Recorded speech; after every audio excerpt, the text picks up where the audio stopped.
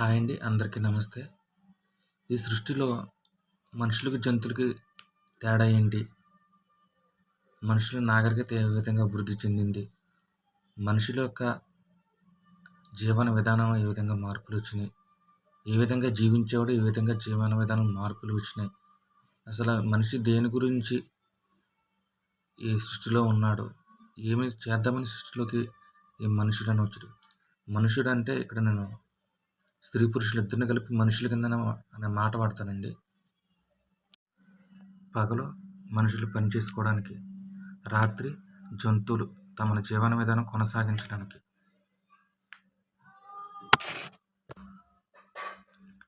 వస్త్రాలు, దుస్తులు.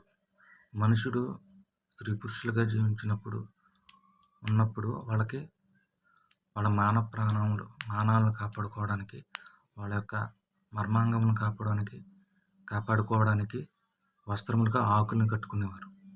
ఆ ఆకులు ఎంతకాలం ఉంటాయండి? వాడిపోతాయి, ఉళ్ళిపోతాయి, ఏదైనా కొంచెం వండగితే కాలిపోతాయి. వాళ్ళకి సిగ్గు అనేది కాదు, కానీ వాటి మర్మాంగాలు దాచుకోవాలి. జంతువులు అయితే వాటి మర్మాంగాలను దాచుకోవడానికి వాటి మర్మాంగాలు కిందకు చూస్తాయి, నేలకు ఉంటాయి.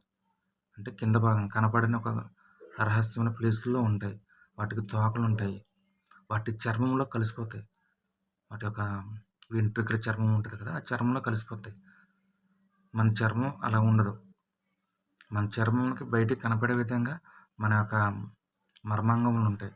అందుకే వస్త్రం ధరించారు. అయితే ఆ వస్త్రాలు ఆకులు మాడిపోవడం, లేకపోతే వాడిపోవడం, పాడైపోవడం వల్ల మనుషులు వస్త్రాలు పర్మనెంట్గా ఉండడం కోసం ఎప్పుడైతే హంటింగ్ చేసిన జంతువులు ఉన్నాయో ఆ మాంసం తినేసిన చర్మం తొందరగా వాడిపోవడం, తొందరగా భూమిలో కలవకపోవడం, అండ్ భూమిలో కలవకుండా తొందరగా కలవకపోవడం భూమిలో అవి నిల్వ ఉండడం, అవి చూసి వాటిని శుభ్రం చేసుకుని వాటిని ధరించడం మొదలుపెట్టాడు. జంతువుల యొక్క చర్మాలని వస్త్రాలుగా ధరించడం మొదలుపెట్టాడు. అవి ఎక్కువ కాలం ఉండడం, ఆ వస్త్రాలుగా ఈ చర్మం పైన ఎక్కువ కాలం ఉండడం మనిషి గమనించాడు. మనిషి నివాసం, మనిషి కూడా ఇల్లు కట్టుకుందాం ఉన్నాడు. ఎందుకంటే జంతువులకి గుహలు, బురియలు, అండ్ పక్షులకి వలలు అంటే నెక్స్ట్ గూళ్ళు ఉండడం, ఇట్లా అన్నింటిని చూశాడు. అవి ఎండకి వానకి తడవకుండా ఉండేందుకు గుహలను ఇవన్నీ ఏర్పట్టుకుని చూసి మనిషి కూడా వాతావరణాన్ని తట్టుకోవడానికి ఒక ఇల్లు ఏర్పాటు చేసుకున్నాడు.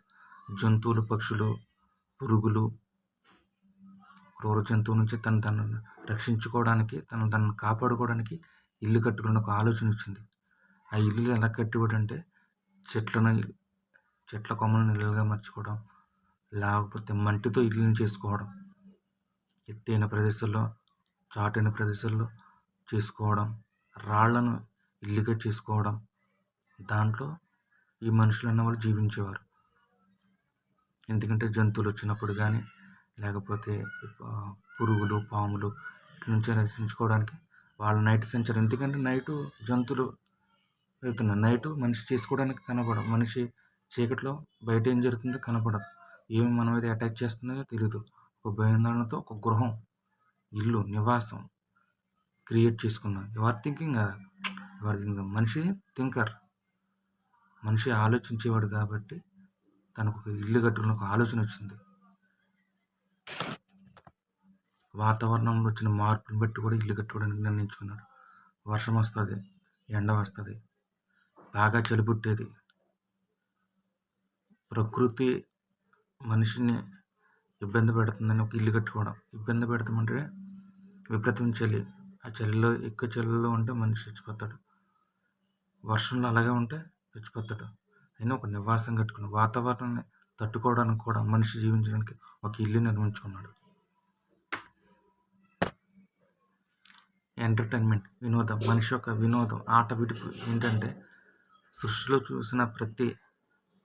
సృష్టిలో జరిగే ప్రతి అద్భుతమైన విషయాలు. అదే మనం చూస్తున్నాం, వాటర్ ఫాల్స్, సీ, లేతే రకరకాల జంతువులు వాటిలో చేసే చేష్టలు, పక్షులు చేసే చేష్టలు, ఈ ప్రకృతిలో జరిగే మార్పులను చూసి మనిషి చాలా సంతోషించాడు. ఒక గుడ్ ఫీల్ ఏర్పడింది. ఏదో తెలియని ఒక ఆనందం ఏర్పడింది. వాటిని మనిషి ఎక్కువగా కావాలని కోరుకుంటున్నాడు. సృష్టితో ఎక్కువ కాలం ఉండాలి, ఎక్కువగా ఏకీభవించి ఉండాలి. కానీ అంటే ఒక భయం. ఎందుకంటే ఒక భయం. మనిషికి ఈ సృష్టిలో జరిగే ప్రతి పనిని చాలా ఆనందంగా చూసి చాలా ఆనందించేవాడు. సృష్టిలో జరిగే మార్పులు, మనిషి జీవితంలో జరుగుతున్న మార్పులు, మనిషి బాడీలో జరుగుతున్న మార్పులను చూసి చాలా సంతోషించేవాడు మనిషి. ఇక మనిషి జీవన విధానంలో అతి ప్రాముఖ్యమైన ముఖ్యంగా భావించుకుని జీవిస్తున్న జీవన విధానంలో ఒకటి సెక్స్. ఈ సెక్స్ కూడా జంతువులు చూసి మనిషి నేర్చుకున్నాడండి. ఏంటి 2 జంతువులు ఏంటి తన మర్మాంగంతో ఏం చేస్తున్నాయి అని గమనించి వాటిలాగా మనం కూడా చేయాలని ఒక ఆలోచన వచ్చింది. మనం కూడా చేస్తాం. తెలుసు కదండి, మనిషి ప్రతిదీ ఆలోచించి చేస్తూ ఉంటాడు, చూస్తూ ఉంటాడు, గమనిస్తూ ఉంటాడు. మనిషికి ఎందుకంటే బ్రెయిన్ ఉంది, జంతువులకి అలా కాదు. వాటి కాలానుగుణంగా సెక్స్ చేస్తాయి అంతే, పిల్లల కోసం. అలాగే మనిషి కూడా అలాగా స్త్రీ పురుషులు ఇద్దరు కూడా అలా కలుస్తారు. ఆ టచ్ బాగుంది, ఆ బాడీ టచ్ బాగున్నాయి, ఫీలింగ్ నచ్చింది. మనిషి పిల్లలు పుట్టడం కోసం కాకుండా తన సంతోషం కోసం సెక్స్ వాడడం మొదలుపెట్టాడు. అప్పుడు వచ్చిన మార్పులు, బిగ్గెస్ట్ మార్పులు హ్యూమన్స్లో. ఆ సంతోషాన్ని రోజు కోరుకునేవాడు. ఆ రోజు కోరుకునే క్రమంలో మనిషి ఆహారం విధానాలు మారినాయి, నివాసాలు మారినాయి, వినోదాలు మారినాయి, వస్త్ర విధానాలు మారినాయి. మనుషులు ఎప్పుడైతే పుట్టడం మొదలుపెట్టారో ఆ మనిషి ఆ పుట్టేవాళ్ళ కోసం తన జీవన విధానం రాసుకుంటూ వెళ్ళాడు, చేయించుకుంటూ వెళ్ళాడు, చేస్తూ వెళ్ళాడు, నిల్వ ఉంచడం మొదలుపెట్టాడు. జంతువులకైతే ఇదంతా ఈ కల్చర్ ఉండదు. ఏంటి, రోజు సెక్స్ చేసుకున్న ఫీలింగ్, రోజు ఆహారం తిన్న ఫీలింగ్, మన నివాసం ఉంటే ఒక ఇల్లు కట్టుకోవడం ఒక ఫీలింగ్, సంతోషంగా తిరగాలని ఒక ఫీలింగ్, ఇవన్నీ లేవు. ఎందుకంటే వాటికి బ్రెయిన్ లేవు. మనిషికి బ్రెయిన్ ఉంది.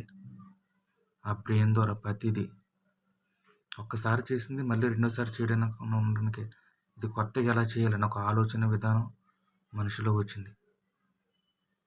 అదే జంతువులకి మనుషులకి తేడా. ఈ విధానాన్ని కొనసాగించే సమయంలో స్త్రీకి పురుషుల మధ్య కూడా తేడా వచ్చింది. స్త్రీ పురుషుల మధ్య తేడా విధంగా వచ్చింది. పురుషుడు బయటికి వెళ్ళి హంటింగ్ చేసి ఆహారం సంపాదించడం ఏం చేసు, స్త్రీ ఇంటికాడ ఉండి పురుషుడి కోసం తన అవసరాల కోసం ఆహారాన్ని సిద్ధపరచడం, ఆ పురుషుడు సంతోషంగా ఉండడం కోసం ఈవిడ రెడీ అయి ఉండడం. రెడీ అంటే మీరు బ్యాడ్గా అర్థం చేసుకోవద్దు. ఆ సంతోషాన్ని ఇద్దరు పంచుకోవడం. సెక్స్ని మీరు బ్యాడ్ వర్డ్గా ఉంచండి. హ్యూమన్ యాక్టివిటీస్లో సెక్స్ అనేది చాలా బ్యూటిఫుల్ థింగ్, చాలా సంతోషమైనది, చాలా ఆనందాన్ని కలిగించి బ్రెయిన్కి బాడీకి సంతోషాన్నిచ్చే ఏదైనా ఉందంటే అది సెక్స్. అది హ్యూమన్ లైఫ్లో స్త్రీ పురుషులకి ఇద్దరికి సమానమే. ఆడవాళ్ళకి ఎక్కువ, మగవాళ్ళకి తక్కువ అన్నది కాదు. అయితే ఇక్కడ ఆధిపత్యం ఎవరికెవరు ఎక్కువ కాదు, తక్కువ కాదు. స్త్రీ పురుషులు ఎవరు ఈక్వల్, ఇద్దరు సమానం. ఇద్దరికి ఆకలిస్తుంది, ఇద్దరికి ఫీలింగ్స్ వస్తాయి, ఇద్దరికి నివాసం కావాలి, ఇద్దరికి వస్త్రాలు ధరించుకోవాలి, ఇద్దరు ఈక్వాలిటీ. జ్ఞానం కూడా అంతే. పురుషుడు చేయగలడు, స్త్రీ చేయగలదు, అని ఈక్వల్. కానీ ఏంటంటే స్త్రీ కాబట్టి స్త్రీగా గౌరవించాలి, పురుషుడు కాబట్టి పురుషుడిగా గౌరవించాలి తప్ప స్త్రీ ఎక్కువ కాదు, పురుషుడు ఎక్కువ కాదు.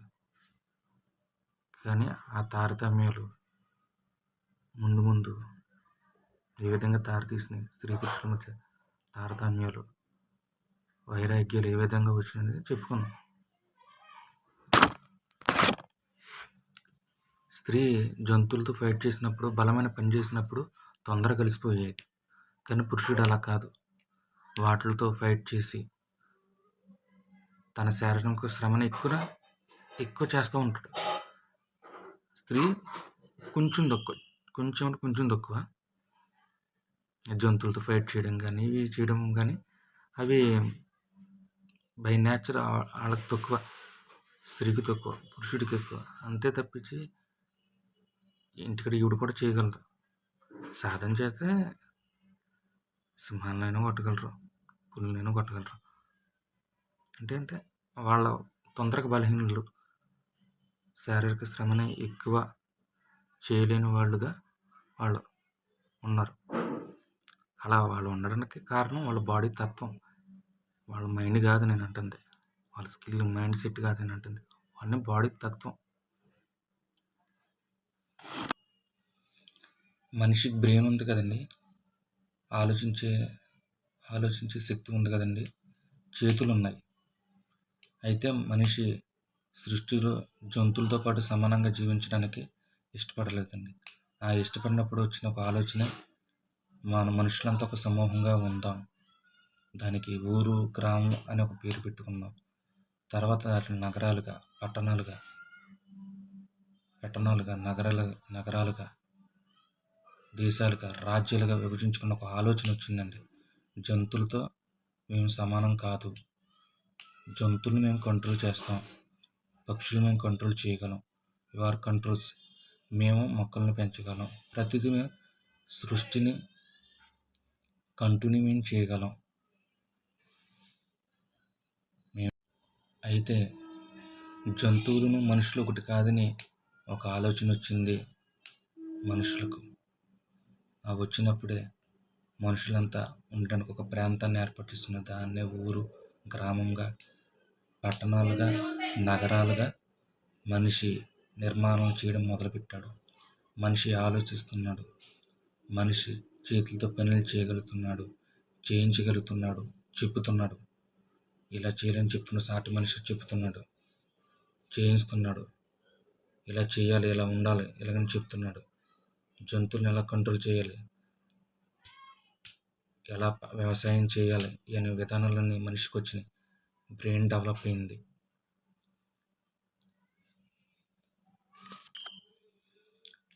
సృష్టిలోనే జంతువులు చేయనిది మనుషులు చేశారు. తనకంటూ ఒక ప్రపంచాన్ని సృష్టించుకుంటున్నారు. తినే ఆహారం నేచర్ నుంచి కాకుండా వండుకోవడం మొదలుపెట్టాడు.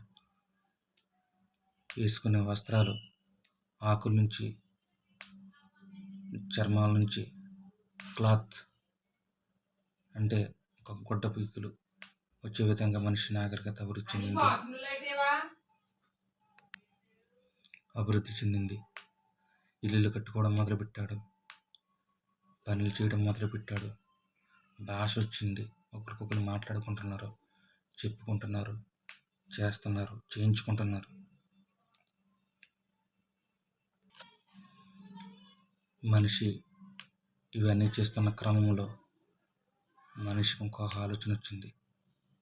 అదేంటంటే మనుషులు పుడుతున్నారు, చనిపోతున్నారు. ఎందుకు చనిపోతున్నారు, ఎవరు చంపేస్తున్నారు, ఎందుకు చచ్చిపోతున్నారని ఒక ఆలోచన వచ్చింది.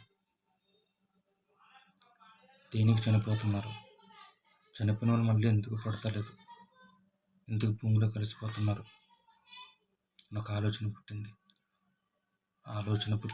భయం కూడా పుట్టింది.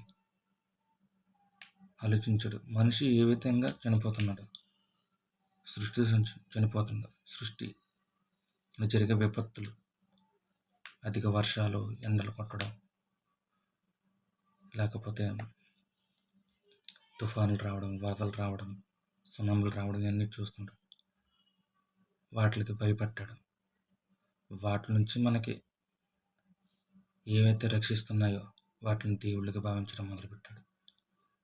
చంపేసినప్పుడు దెయ్యాలుగా భావించాడు. అయ్యే వర్షాలు వచ్చి ఆగిపోతే అయ్యా ఎవరో ఆపేశారు, మనం ఈ ప్రాణాలను రక్షించుకున్నాం, వరదల నుంచి మనం రక్షించుకున్నాం అంటే ఎవరు దీన్ని బ్యాక్గ్రౌండ్ నడిపిస్తున్నాను ఒక ఫీలింగ్. ఎందుకంటే మనిషి వండుకుంటున్నాడు, తింటున్నాడు. అయితే ఇవన్నీ ఎవరు చేశారు? ముందు ఎవరు చేశారని ఒక ఆలోచన. ఎవరో ఉన్నారు, ఎవరో చేశారు. మనుషులందరికీ ఇప్పటికీ అదే ఆలోచన అండి. ఈ సృష్టి ఏంటి? ఈ సృష్టి ఎందుకు? ఇప్పుడు ఎందుకు మనం బతుకున్నాం? ఎందుకు చచ్చిపోతున్నాం? దారి ఎవరిని నడిపిస్తున్నారా అని అంటే ఒక పక్క నుంచి నడిపిస్తున్నారు. ఎందుకంటే మనిషి తను థింక్ చేస్తున్నాడో, పెద్ద చేస్తున్నాడో, చేయించగలుగుతున్నాడు. అంటే ఎవరు ఇదంతా చేయించుతున్నారని ఒక ఆలోచన వచ్చింది. ఆ ఆలోచనకి దేవుడు అని పేరు పెట్టాడు మనిషి. మన ప్రాణాలను రక్షించేవాడు ఎవరైతే ఉన్నారో వాళ్ళని దేవుళ్ళుగా భావించడం మొదలుపెట్టారు. మనం తినే ఆహారం సృష్టి నుంచి వస్తుంది. సృష్టిని దేవుడు అంటాం మొదలుపెట్టారు. సృష్టిలో ప్రతి వస్తువుని దేవుడిగా భావించుకున్నారు. ఎందుకంటే ఆహారం తినకపోతే మనిషి చచ్చిపోతున్నారు కదా. ఆహారం ఇచ్చింది ఏంటి? సృష్టి దేవుడు. జంతువులు మాంసం, జంతువులు దేవుడు, పక్షులు దేవుడు, పాములు దేవుడు, సృష్టిలో ప్రతిదీ దేవుడు. ఆఖరికి సూర్యుడు కూడా దేవుడు. ఎందుకంటే పగలు జీవన విధానం, రాత్రి సంచారం చేసే జంతువుల నుంచి మనం రక్షించుకోవడానికి సూర్యుడు ఎప్పుడు వస్తాడో, సూర్యోదయం ఎప్పుడవుతుందని మనిషి ఆలోచించి అప్పుడు మనం జీవన విధానం కొనసాగించడానికి సూర్యుడు కూడా దేవుని చేసుకున్నాం. రాత్రులు చంద్రుని చేసుకున్నాం. అలాగే సూర్య చంద్రుని కూడా దేవుని చేసుకున్నాం. ఆకాశం నుంచి వర్షం వస్తున్న ఆకాశాన్ని దేవుని చేసుకున్నాం. భూమి నుంచి ఫలాలు ఇస్తున్న భూమిని దేవుని చేసుకున్నాం. దేవుని దేవతగా చేసుకున్నాం. వర్షాన్ని దేవునిగా చేసుకున్నాం. నదులను దేవునిగా చేసుకున్నాం. నదుల నుంచి వచ్చే నీరు, ఎందుకంటే సముద్రం వాటర్కి నది వాటర్కి చాలా తేడా ఉంది. అది చూసుకున్నాం. సముద్రం దేవుడు, సృష్టిలో ప్రతి దాన్ని దేవుడిగా భావించుకున్నాం. అతిగా చేస్తే చంపేస్తున్నాయి. దాన్ని వాడుకునే విధానంలో మనం సరిగ్గా వాడుకుంటే అవే మనకు దేవుడిగా భావించుకున్నాం. ఈ సృష్టి దేవుడిగా భావించుకున్నాడు. అయితే ఈ సృష్టించిన వాళ్ళు కూడా ఉంటారు కదా. ఎందుకంటే మళ్ళీ ఒక థింక్, ఇప్పుడు నేను ఇవన్నీ చేసుకుంటున్నాను, ఒకదానికొకటి కంటిన్యూగా నేను బ్రెయిన్తో చేస్తున్నాను. నేను ఇలా డెవలప్ అయ్యాను. ఇప్పుడు ఈ సృష్టి కూడా నాతో పాటు నీ సృష్టి కూడా ఉంది. వీటిని ఎలా డెవలప్ చేయాలి? నేను మనిషి అనుకున్నాడు, చనిపోవడం నేను ఆపలేకపోతున్నాను, సృష్టి వలన అవుతుంది. ఈ పుట్టడం నా వల్ల ఈ పుట్టించడం నేను చేస్తలేదు. ఈ ఇల్లు కట్టల కన్నా వస్త్రాలు సేకరించాడు, అవి కూడా ప్రకృతి ద్వారానే చేయగలుగుతున్నాను. కానీ నా సొంతంగా ఏం చేయలేకపోతున్నాను. కానీ సొంతంగా నేను ఆలోచిస్తున్నాను, నేనే దగ్గర నుంచి జరిపిస్తున్నాను, నేను కూడా దేవుణ్ణే అని ఒక ఆలోచన వచ్చింది మనిషికి. మనిషి మరణ భయం నుంచి ఏవైతే తొలగిస్తున్నాయో వాటిలన్నింటిని దేవుడిగా భావించాడు. జంతువుల నుంచి మనల్ని రక్షించిన వాడు దేవుడు. జంతువుల నుంచి మనం రక్షించే జంతువులు కూడా ఉన్నాయి, అవి దేవుళ్ళు. మనిషి కూడా దేవుడు. మనిషిని కొట్టుకున్న బలంతో, తెలివితో మనిషి జయించిన వాడు దేవుడు. ఒక గ్రూపిజం మొదలుపెట్టాడు, నాయకుడు అయ్యాడు. ఒక్కొక్కరికి బలం బట్టి దేవుడైన వాళ్ళు ఉన్నారు. జ్ఞానాన్ని బట్టి, తెలివిని బట్టి, వాళ్ళకున్న నాగరికతను బట్టి దేవుళ్ళైన వాళ్ళు ఉన్నారు. వాళ్ళకు ఉన్న కామాన్ని బట్టి, కామం అంటే సెక్స్, ఒక యాక్టివిటీస్ని బట్టి దేవుళ్ళైన వాళ్ళు ఉన్నారు. వీళ్ళకి సృష్టిలో దేవుళ్ళు ఉన్నాయి, వీళ్ళకి ఏర్పట్టాయి మరణ భయంతో. కానీ ఇప్పటికీ ఆ మరణాన్ని జయించలేకపోతున్నాడు ఒక ఫీలింగ్ మనిషికి ఉంది.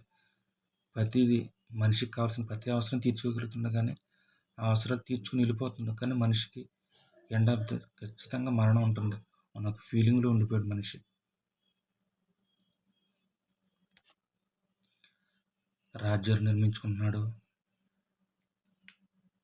వ్యవసాయాలు చేత మొదలెట్టాడు, రాజ్యాలుగా యుద్ధాలు మొదలైనవి. అయినా కానీ మనిషి మరణం మాత్రం ఆగలేదు, ఇప్పటికీ ఆగలేదు. ఈ సృష్టి అలా ఏంటన్నది ఇప్పటికీ మనిషికి తెలియదు. ఈ సృష్టిని ఎవరు నడిపిస్తారా? ఒక పక్క మనం అనిపించుకుంటుంది, మనిషి ఇవన్నీ చేశాడేమో, ఈ నాగరికత ఇలా అభివృద్ధించింది మనిషి ఇలా చేయడం వల్ల అనుకుంటున్నాడు. అలాగని మనిషి దేవుడా?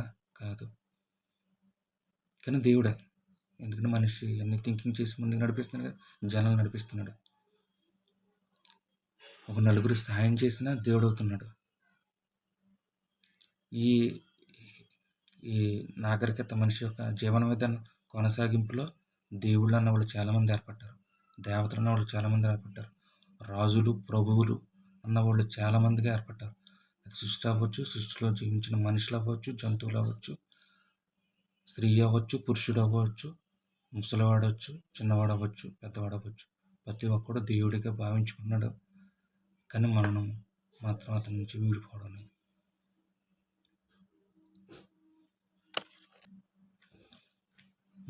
మనుషులు పోటీ వచ్చింది.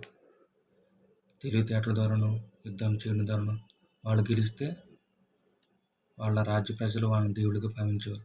ఓడిపోతే రాక్షసులుగా భావించి వాళ్ళ దెయ్యాలుగా భావించారు. దెయ్యం దేవుడు అన్నది ఏర్పడటం కూడా ఈ మరణం నుంచే వచ్చింది. ఎవరైతే మనల్ని రక్షిస్తారో, మన ప్రాణాలను కాపాడతారో వాళ్ళని దేవుడిగా, మన ప్రాణాలు తీసే విధంగా బిహేవ్ చేసే జంతువులను, పక్షులను, సృష్టిని అండ్ సాటి మనిషిని కూడా దెయ్యంగా భావించేవాడు మనిషి.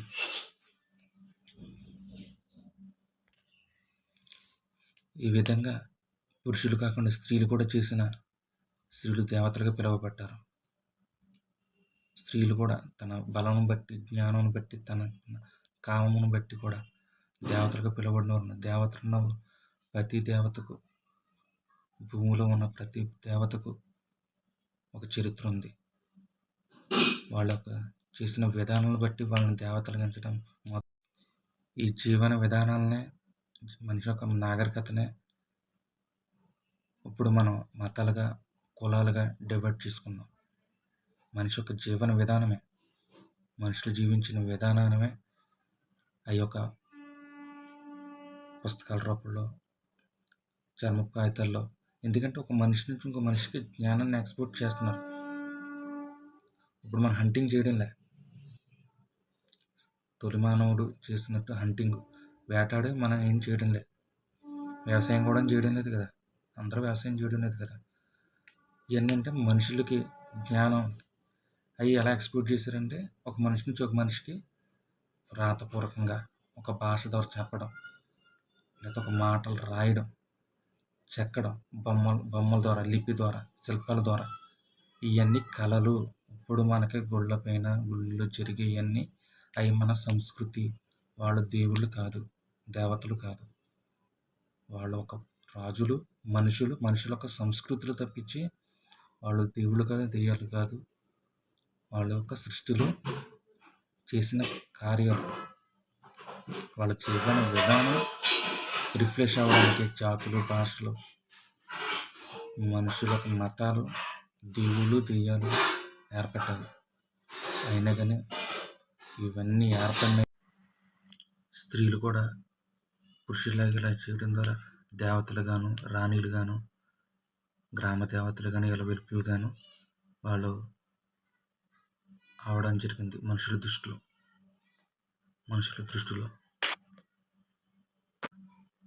పార్ట్ 2 ఉంటుందండి. జీవన విధానం, మనుషులకు జీవన విధానం ఎంత ఎక్స్ట్రీమ్గా జీవించారు మనుషులు, ఇప్పుడు మనుషుల బిహేవ్ చేయడానికి కారణాలు ఏ విధంగా ఏర్పడినాయి అన్నదే పార్ట్ 2 అండి.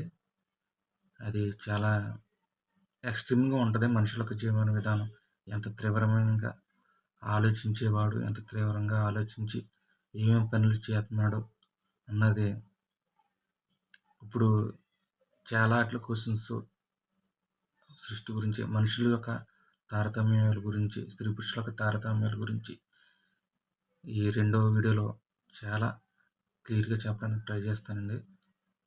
ఇంటూ పని అని చెప్పను కానీ చాలా క్లియర్గా చెప్పడానికి ట్రై చేస్తాను.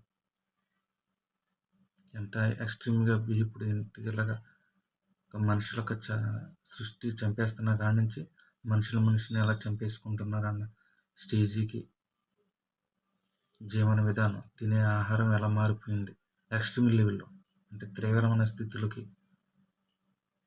జీవన విధానం ఎలా మారిపోయింది. తినే తిండిలో, ధరించే వస్త్రాల్లో, కట్టుకునే ఇల్లుల్లో, సెక్సువల్ లైఫ్ స్టైల్, దేవుని గురించి మనిషిని అనుకున్న విధానం, లేకపోతే మనిషే దేవుడు అనుకునే విధానం ఎంత తీవ్రమైన స్థాయికి వెళ్ళిపోయినాయో మనుషుడు మనిషి మనుగడకి, ఇంకా జీవనానికి, రాబోయే తరానికి ఈ సృష్టిని ఏ విధంగా అప్పచెప్తున్నారో అన్నది నెక్స్ట్ వీడియోలో నేను చెప్తానండి.